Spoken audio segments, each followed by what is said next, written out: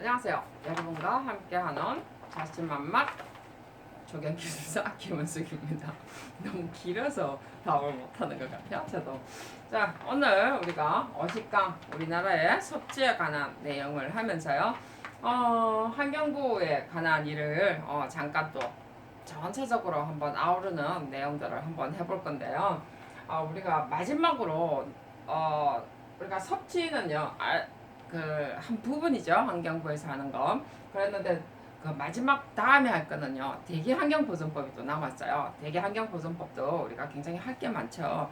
근데 어쨌든 오늘 이제 그 대기환경보존법만 하나 싹 빼고 앞에 했던 거 조금 기억할 때 살릴 듯해서 전체 한번 훑어볼 건데요. 자, 환경부에서 하는 일, 환경정책 기본법을 가지고 굉장히 많은 것들을 지금 하고 있습니다. 환경정책 기본법 하면서 우리가 자연환경보존법 관한 내용들 했었죠. 그죠? 자연환경보존법 하면서 우리가 자연환경의 어떤 지정, 관리하면서 뭐가 있었죠?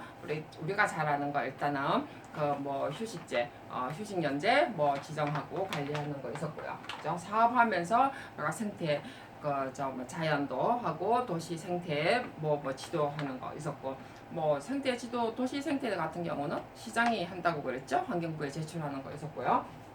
그다음에 뭐 많이 있었죠. 자, 그 도시 뭐 보건, 생태 보건이라든지 그다음에 인공 섭지에 관한 내용도 있었고, 뭐 자연환경보존법 여러분이 또 앞에 뭐 저도 다 기억을 못 하겠어요. 그렇지만 시험 치는 여러분들은 실제로 머릿속에 둘둘둘둘둘 뭐 다 들어와 있어야 되겠죠.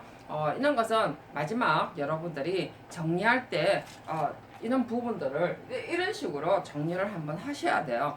물론 저는 이렇게 아주 많은 것들을 그나마 많이 추린다고 추렸지만, 그래도 여러분들은 또 더 추려야 되죠. 왜냐하면 머릿속에 그래도 넣어야 되기 때문에 최소한 어떤 전체 줄거리들은 전부 다 머릿속에 넣어야 되죠. 그죠? 그렇기 때문에 저는 어떤 맥락만 자꾸 설명을 해드릴 수밖에 없어요. 그래서 우리가 환경정책 기본법에서 제가 이번에는 환경영향평가법은 맨 마지막에 넣었는데, 왜냐하면 전체 어떤 줄거리 때문에 그렇고요. 그래서 한 달 전쯤, 한 일주일 전에는, 한 달 전에 말고 보통 한 10일 전쯤 되면요, 외울 것들을 머릿속에 하니까 외운다라는 개념보다는 추리고 해서 여러분들이 아주 정말 엑기스만 추리게 되면요, 자꾸 추리다 보면 여러분들이 머릿속에 사실은 저절로 들어옵니다. 저는 이거 자료하면서 원체 뭐 오래 전에 해놓은 거다 보니까 자꾸 이제 잊어버려서 그렇지, 실제로 저도 자꾸 이제 추리게 되면 굉장히 많은 걸 기억하게 되죠, 저절로. 그래서 어쨌든 여러분들이 어떤 정리하는 기법을 제가 설명을 할 수밖에 없죠. 당연히 저도 외울 수가 없어요, 여러분. 그러기 때문에 뭐 강사는 다 외우겠지라고 생각을 하면 큰 오산이라는 거. 그래서 여러분 머리나 제 머리나 다를 게 없다는 거죠. 그죠? 자, 그래서 우리가 자연환경 보존법 하면서 우리가 지정 관리에 관한 내용들을 했었고요. 우리가 사업에 관한 내용들을 했었고요. 자, 중간에 제가 뭐 저 야생동물보호관리법이 들어가 있었는데, 어쨌든 그것도 사실 자연환경에 들어가지만 법은 따로 있습니다. 그죠? 그리고 우리가 자연환경보존법은 지정관리라든지 어떤 사업의 구분을 제가 해뒀었죠. 그 다음에 이제 이런 것을 제가 법을 자꾸 구분을 해주는 이유 중에 하나가, 그런 부분들이 이렇게 맥락을 여러분들이 정확하게 아시려고 법을 이렇게 잘라난 거죠, 제가. 근데 어쨌든 법이 다른 거예요. 근데 어쨌든 환경정책기본법 안에는 다 들어가 있습니다. 자, 그 다음에 이제 우리가 중요시하는 게 섭지보존법입니다. 자, 섭지보존법 하면서요, 섭지보존을 하면서 우리가 갯벌에 관한 내용이 들어와 있었고요. 그 다음에 생태계 서비스라고 하면서 국가 간 협약이라는 내용들이 나와 있었죠. 그 다음에 국가 간 협약뿐만 아니라 그 다음에 세계 협약, 3대 협약도 나와 있었죠. 그죠? 그리고 생물종 다양성 보호를 위해서 우리가 지금 섭지보존법을 만들었다고 했습니다. 생물 다양성 보존, 그리고 이런 것은 다 물새, 넙새 이런 것이 다 세계 협약에 관계되는 내용이었고요. 다 이런 것은 섭지보존법 안에 걸려 있는 거라고 그랬어요. 그래서 물론 이제 환경영향평가법은 앞에 계속 했기 때문에 이제 지겨울 거라고 생각을 하고요. 실제 이제 우리가 마지막에는 대기 환경 보전법이 들어가 있습니다. 그래서 대기 환경 보전법은 우리가 도시의 대기 환경하고 그다음에 환경부에서 직접 관장하는 어떤 그 대기 환경하고는 또 조금 틀려요, 사실은. 그래서 이제 근데 어쨌든 그게 전부 다 대기 환경 보전하면서 요즘에 미세먼지 나오는 거죠, 그죠? 그거는 수도권에 관한 어떤 저 환경 기준인데요. 이것도 어쨌든 간에 대기환경보전법 안에서 다 나오는 거죠. 더 크게 가서는 환경정책기본법 안에 들어가 있는 거예요. 그리고 이런 것은 우리가 기후변화 협약 안에 들어가 있는 거죠. 우리가 지금 크게 본다면 세계 협약에 3대 협약의 생물종 다양성 협약, 그 다음에 또 뭐 있어요? 기후변화 협약. 또 하나 또 뭐 있었죠? 우리가 세계 그 사막화 방지 협약 하면서 우리가 제 크게 본다면 기후변화 협약 하면서 녹색 성장 기본법 우리가 발효함으로 해서 실제 우리가 대기환경보존법이 좀 더 강화됐다라고 봐야 되겠죠. 이거는 우리가 다음 시간에 우리가 또 하기로 하고요. 오늘은 섭지보존법 안에 실제 이제 갯벌에 관한 내용이었죠. 갯벌 보호. 실제 이제 갯벌이 옛날에는 별로 신경을 안 썼던 부분들이었어요. 그죠? 자, 갯벌이 신경을 안 썼던 부분이었고, 그랬는데도 우리가 이제 이렇게 생물 다양성 보존이라든지 물새, 넙새 이런 것을 보존하기 위해서 이런 국가 세계적인 어떤 협약에 들다 보니까 이제 섭지 보존법을 발효했고 그러므로 해서 우리가 섭지의 어떤 보존의 중요성을 느끼게 됐습니다. 그러다 보니까 실제 또 뭐 생업에 종사하는 분들이 뭐 조금 불만도 없지 않아 있는데 근데 생업에 종사하는 분들은 실제 어떤 생업하는 데는 별 어려움이 없도록 해주고는 있어요. 뭐 근데 어쨌든 일반인들은 못 들어가도록 돼 있죠, 그죠? 그렇지만 어쨌든 우리는 이런 협약이나 이런 걸 통해서 실제 뭐라고 그러죠? 이렇게 보존을 한다는 의미는요. 굉장히 좋은 거죠. 그죠? 그러면서 어떤 세계적으로 알릴 수 있는 개념, 그리고 우리가 늘 뭐라고요? 자, 이런 것은 우리가 자연의 어떤 유산이죠. 자연의 유산이고 이러기 때문에 굉장히 중요시 여겨야 되는 거는 맞습니다. 그렇기 때문에 여러분도 뭐 당연히 중요시 여기고 있는 거는 아시고 계시죠? 늘 뭐 우리가 한국의 어떤 명성이라든지 이런 거는 유네스코 등록 뭐 이런 거 이야기하는 것처럼 이것도 우리가 점점 보존을 하고 확대를 시켜 나가면 우리나라의 어떤 진짜 유산이라든지 이런 것을 세계적으로 알릴 수 있는 저는 기회라고 생각을 하고요. 자, 그래서 환경정책 기본법에 이 정도로 우리가 강화된 것은 굉장히 환경부의 노력이라고 저는 생각을 해요. 자, 그 다음에 우리나라의 섭지 등록 현황 맨 마지막에 지금 나와 있는데요. 여기에 보면요, 저는 이 보통 일반적으로 뭐 지정 연도별로 구분을 한다든지, 그 다음에 뭐 이게 뭐 이게 뭐라고 그러죠? 뭐 연도별로 한다든지 뭐 이렇게 막 나열로 막 돼 있는데 저는 이것을 조금 다르게 했어요. 어떤 특징별로 분류를 했습니다.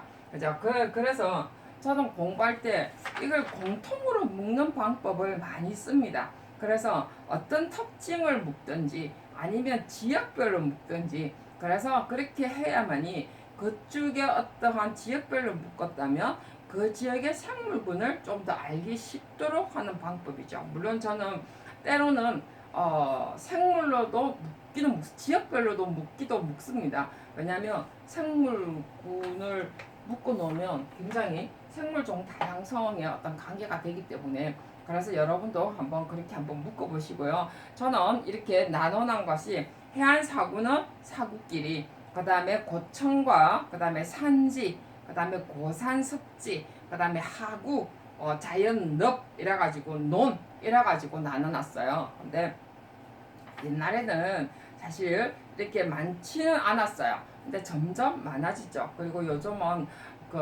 저 해안도 사구죠, 그죠? 정말해서 사구도 점점 많이 이렇게 널리고 있는 추세입니다.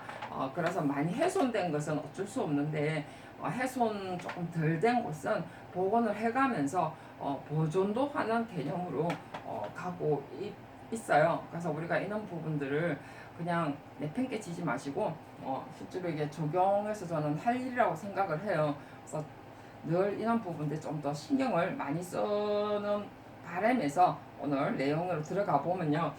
실제 이제 이런 것은 지역별로도 우리가 공부할 필요는 있고요. 우리가 이게 자연 생태로 옛날에는 저 공부를 했는데 생태 분야로 공부를 했는데 지금은 자연 환경 쪽으로 뭐 공부를 하긴 하죠. 근데 어쨌든 이 부분이요. 굉장히 중요한 부분이에요. 적용에서도. 그래서 우리가 좀 많이 알아놓을 필요가 있죠. 그래서 실제 이제 이런 것은 여러분이 지도를 한번 찾아서 직접 한번 그릴 필요가 있어요.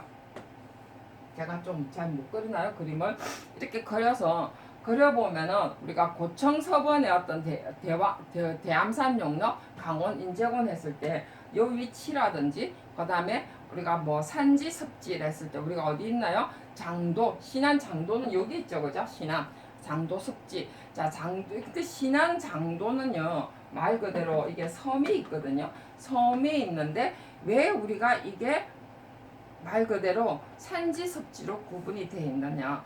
저는 기준을 굉장히 간단하게 적었습니다. 근데 여러분들은 이런 것을 말 그대로 이렇게 막 덜덜덜 외우지 마시고, 자, 그 다음에 여기에 보면 무제친압 이래가지고 울주군 울산물이 이거 막 그러니까 굉장히 시끄러웠던 부분이거든요. 여기에 뭐 산지 섭지에 이게 뭐 고가도 터널을 뚫는다 이래가지고 그죠. 그래서 무쇠 친업 이래가지고 이런 것이 똑같은 산지 섭지예요. 산지 섭지인데 실제로 이런 게 특징이 틀려요. 같은 산지 섭지인데 왜 특징이 틀리는가를 여러분들이 공부를 하셔야 됩니다. 그냥 산지 섭지니까 뭐 그런갑다라고 하지 마시고요. 하나는요 섬에 있는 산지 섭지고요. 하나는 육지에 있는 산지 섭지입니다. 그렇기 때문에 발달 과정이나 이런 게 틀리겠죠. 저는 특징을 아주 간단하게 해놨지만 말 그대로 우리가 이런 특징을 여러분들이 잘 보셔야 된다는 거죠. 그래서 우리가 그 다음에 고산섭지 해놨어요. 그죠? 고산섭지 같은 경우는 제주도입니다. 제주도 같은 경우는요, 말 그대로 섬이잖아요. 근데 여기는 또 하산섬이잖아요. 근데 같은 산인데, 같은 섬이고, 같은 산인데도 불구하고, 하나는 왜 고산섭지냐는 거죠. 그래서 그냥 기준을 멸종위기다 뭐 이렇게 자꾸 외우려고 하지 마시고, 왜 고산섭지인가, 위치로 봤을 때 왜 그랬는가, 어느 지역별로 있는가 라는 걸 한번 보시고, 그 다음에 자연업 오픈업은 충분히 아실 거고, 이 자연업의 오픈업 같은 경우도요, 이런 것도 여러분들의 사진이 굉장히 잘 나와 있습니다. 우리가 이런 것을 우리가 정말 사진을 보면서도 내용을 특징들을 여러분이 줄줄줄줄 적을 수 있어야 돼요. 뭐 거기 사는 생물종은 모른다 하더라도 아까 뭐라고요? 우리가 지금 섭지 보존해서 생물종 다양성 했죠, 그죠? 생태 다양성, 그 다음에 종 다양성, 유전자 다양성이라고 했습니다. 자, 이런 것에 같이 끼워 넣을 수 있는, 정말해서 아까 장도의 어떠한 산지 섭지일 때 그럼 왜 생태종 다양성일 때 어떤 걸 가지고 있는가, 어떤 특징을 가지고 있고, 그럼 종 다양성은 어떤 특징을 가지고 있고, 유전자 다양성으로서는 어떤 것을 가지고 있는가 라는 것 정도를 구분을 해서 공부를 할 수 있어야만이 여러분이 생물종 다양성이라는 시험에 나왔을 때 충분히 좋은 답을 사례를 돌아가면서 답을 쓸 수가 있죠. 그죠? 그냥 우리나라 섭지 동물 현황을 적어라 이래가지고 줄줄줄 적는 것은 별 의미가 없어요. 실제 그래서 하나를 예를 가지고 우리가 섭지 등록에 관한 내용, 섭지 보존법에 의해서 섭지 등록을 한 이유 하나를 가지고 설명을 해도 충분히 좋은 답이 됩니다. 그렇기 때문에 하나하나를 다 뜯어서 여러분들이 사진을 다 보시고 거기에 아까처럼 생물종 다양성의 개념하고 연결시켜서 다 볼 수 있어야 된다는 거죠. 저는 간단히 내용을 적었지만 사진을 다 실을 수가 없잖아요. 왜냐하면 거의 저작권 어떤 관계도 있고, 그리고 그 많은 걸 다 실을 수 없고 여러분과 저하고의 생각이 다르기 때문에, 그래서 저는 단지 이 과정을 통해서 여러분한테 봐야 될 게 뭔가, 정말 기술사로서 공부하는 사람의 입장으로서 무엇을 봐야 되고 나중에 우리가 기술사가 됐을 때 정말 이런 것이 두 번 다시 볼 일이 별로 없다는 거예요. 그래서 이런 과정을 통해서 공부를 해놓는 것이 훨씬 여러분한테 유리하고 기술사 공부를 해놓고 난 다음에도 설계하시는데 이야기하시는데 훨씬 도움이 되리라고 생각을 해서 이렇게 간단한 내용을 가지고도 여러분들이 공부할 게 너무 많다는 거라는 거죠. 공부하는 게 아니고 그림 공부를 통해서 분석을 하는 거라는 거죠. 자, 이게 여러분의 공부의 지름길입니다. 오늘 수고 많이 하셨고요. 다음에는 대기환경 보존법을 가지고 여러분을 만나 뵙도록 하겠습니다. 수고하셨습니다.